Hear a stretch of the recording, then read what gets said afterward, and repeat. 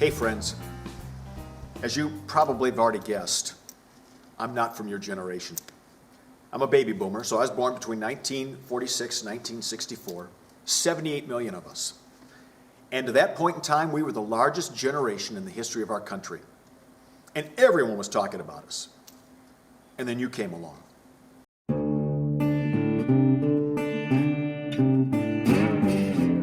41% of these millennials with a Christian background who have dropped out of church say they are not looking for a hipper version of Christianity. They're actually looking for a more traditional faith.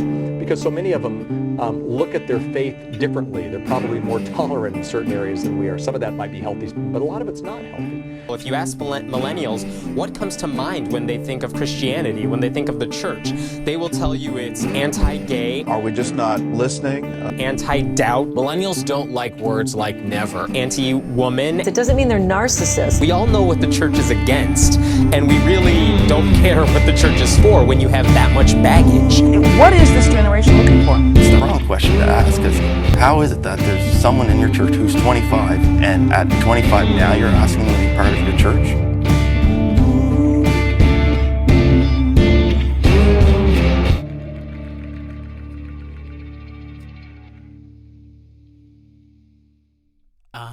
Church. Some would say it's as American as apple pie, and I guess in a way it is. I mean, you go to the Bible Belt and there's literally a church on every corner. A report by the Pew Research Center in 2015 showed that 70% of Americans aligned themselves with some form of Christianity. Almost 6% identified with a non-Christian faith, and 22% of Americans counted themselves as unaffiliated with any particular faith. Now, the same poll was done by Pew in 2007, and that one showed that 78% of Americans said they were Christian. Enter the millennial. Millennial, the name for a generation that cannot be defined. Seriously, it can't. For much of the 2000s, as recently as that little Pew poll we were talking about, nobody has been able to define who or what a millennial is. Our generation either starts in 1980 or 81. It ends in 1994 or 96. Who am I?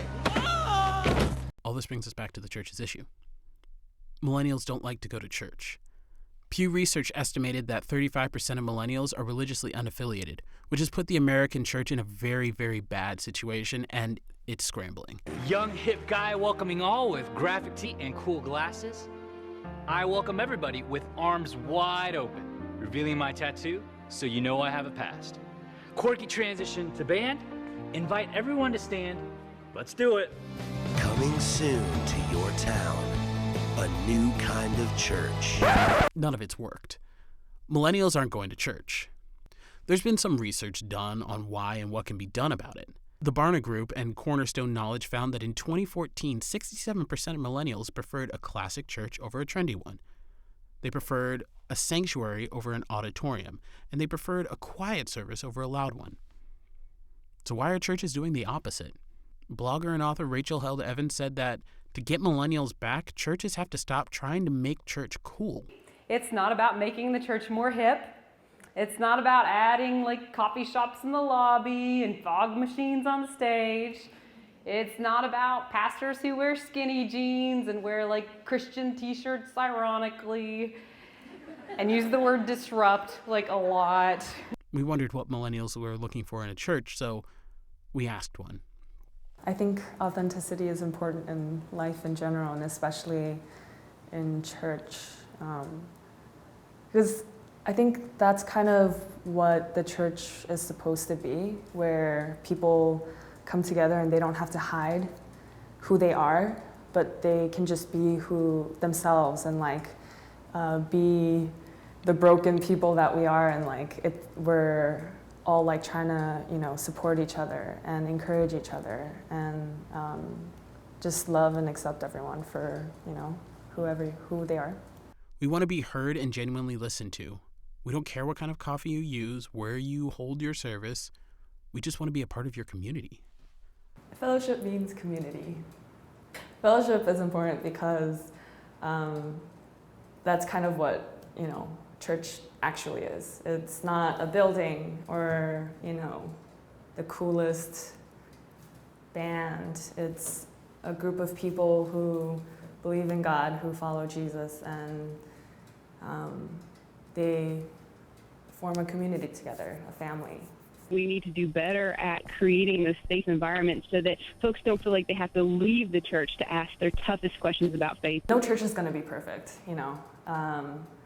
No human-led institution is ever going to be perfect. But I think there are so many churches out here, and I think with the surplus of choices, it's difficult for millennials like me to choose one because it's like, oh, there might be a better one out there. The sad thing is, there's really no answer to this issue.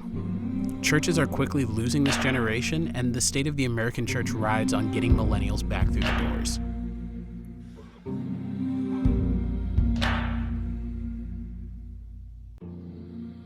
Millennials are never going to fit the mold of American Christianity, nor do we want to.